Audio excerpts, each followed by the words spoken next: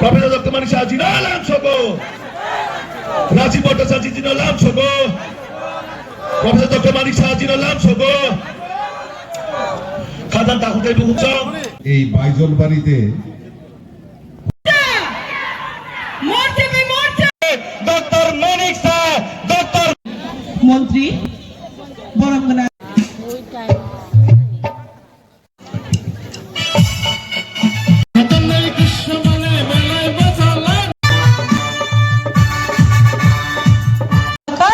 ভারতীয় জনতা পার্টি সরকার যদি বন্ধুগণ, আমি শুনেছি যখনই আমাদের এই জনজাতি বনেদেরকে নিয়ে এখানে সমাবেশ হবে, এখানে অনেক বাধা দেওয়ার চেষ্টা করেছে, যেখানে করতে দেবে না, হতে দেবে না। ভারতীয় জনতা পার্টির গার্জিয়ান হচ্ছে আমাদের ভারতীয় জনতা পার্টির এখন যে সরকার চলছে, যার নেতৃত্বাধীনে আজকে ভারতের সরকার চলছে, এবং সর্বকালের সর্বশ্রেষ্ঠ প্রধানমন্ত্রী শ্রী নরেন্দ্র মোদীজি, আমাদের যে পার্টির যিনি সর্বভারতীয় সভাপতি জেপি নাড্ডাজি আছেন, আমাদের হোম মিনিস্টার অমিত শাহজি আছেন, এরকম গার্জিয়ানের এত বড় পার্টি সর্বভারতে না, সারা পৃথিবীর মধ্যে পলিটিক্যাল পার্টির যে সংগঠন যে জায়গায় যাবে, যেখানে খুশি সেখানেই সে সভা করবে। কে আটকা আমি দেখি, আমরা তার জন্য ডিসিশন নিলাম, ওইখানেই আমরা কিন্তু সভা করব। আমরা কথা বলতে চাই, আমরা চাই না যে কোনো রকম অশান্তি, আমরা চাই না, কিন্তু অশান্তির বাতাবরণ যদি করে, আমরা শান্তির জন্য অনেক সময় শান্তির জন্য অনেক সময় শক্তিরও প্রয়োগ করতে হয়। শক্তি মানে আমরা যেভাবে আমাদের আইনের মাধ্যমে আমাদের শক্তি প্রয়োগ, সেটা আগামী দিন করব। বন্ধুগণ, এখানে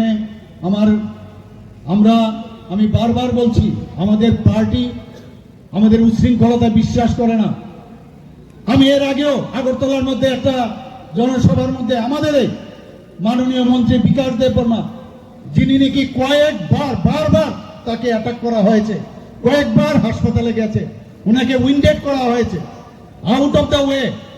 উনি যেভাবে কথা বলেছেন, অঙ্গভঙ্গি করে বলেছেন, আমরা সেটাকে সমর্থন করি না, আমরা এটাকে সমর্থন করি না, আমরা এইভাবে বলবো না।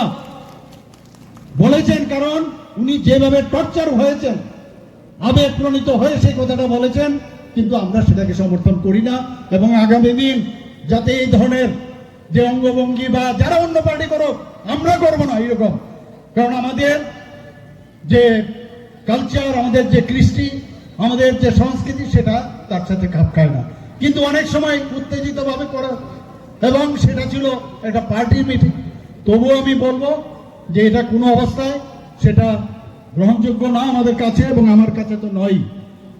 আমরা এখন নতুন কথা শুনছি, মাননীয় প্রধানমন্ত্রীজি প্রায়ই বলতেন যে আমাদের যে এবার অপারেশন সিন্দুর, সেখানে যখন উনি এই অপারেশন সিন্দুরের অভিযান করেন, প্রায়ই দেখতাম যে পরমাণু, যে এখানে ব্ল্যাকমেলিং পাকিস্তান করতো, ব্ল্যাকমেলিং, যে পরমাণু ছাড়বে।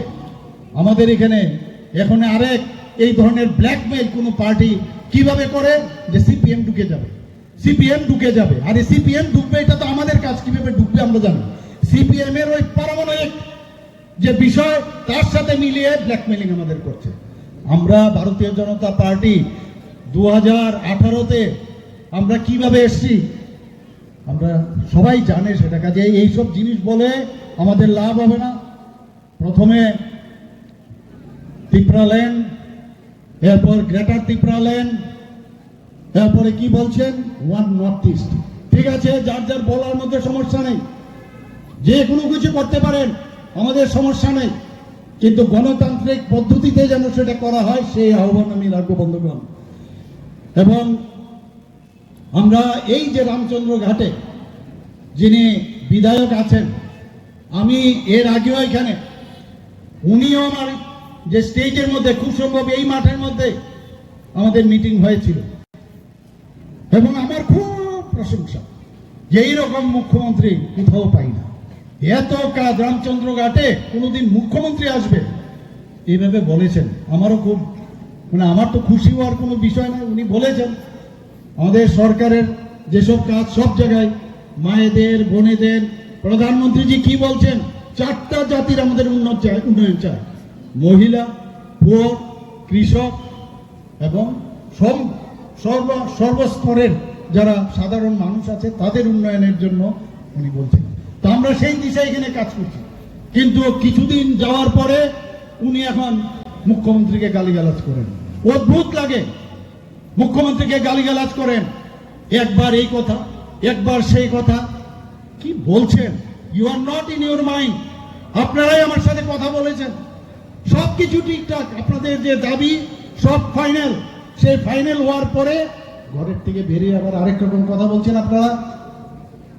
আমরা তো সহাবস্থানের মধ্যে থাকতে চাই আপনাদের সাথে, আপনাদেরকে নিয়ে। যে এক ত্রিপুরা, শ্রেষ্ঠ ত্রিপুরা, এখন নতুন ভাবে আমরা নাম দিয়েছি নিউ ত্রিপুরা, আমরা আগামী দিন করব। আপনারা আমাদের সাথে থাকুন। কিন্তু অ্যালায়েন্স পার্টনারের যা যা ধর্ম, সেই ধর্ম আপনারা পালন করছেন কি? আপনারা তো পালন করছেন না। আমরা তো সেই ধর্ম পালন করছি। মাননীয় প্রধানমন্ত্রীজি 240 আসন নিয়ে এত বড় দেশে চালাচ্ছেন অ্যালায়েন্স পার্টনার নিয়ে। কোথায় এইসব আমরা কোনোদিন দেখি না। কিভাবে আপনি একদিকে বলছেন আমরা একসাথে থাকতে চাই, আবার আরেক দিকে বাইরে গিয়ে অশান্তি সৃষ্টি করেন যে ন্যাশনাল পার্টি, বিশেষ করে ভারতীয় জনতা পার্টিকে এডিসির ভিতর ঢুকতে দেবেন না? এটা হয়? কোনোদিন আমরা সেটাকে বরদাস্ত করব না। আমরা মানুষের জন্য কাজ করতে এসেছি, আমরা আগামী দিনও করব। আর এই রামচন্দ্র ঘাটে এখন পর্যন্ত বাদ দিন গত 2 বছরে এখানে 126 কোটি টাকা আমি আমার সরকারের তরফ থেকে এখানে ওনার উন্নয়নের জন্য আমরা দিয়েছি বন্ধুগণ। সেটা বাজারবাজি, বাইজলবাড়ি হায়ার সেকেন্ডারি স্কুলই হোক, এখানে রতনপুর স্কুলই হোক, এখানে বড় ময়দান স্কুলই হোক, রোড হোক, এবং কিছুদিন আগে বারবার বলছিলেন এখানে যে পুলিশ স্টেশন, আমি নিজে স্টেশনের উদ্বোধন করেছি।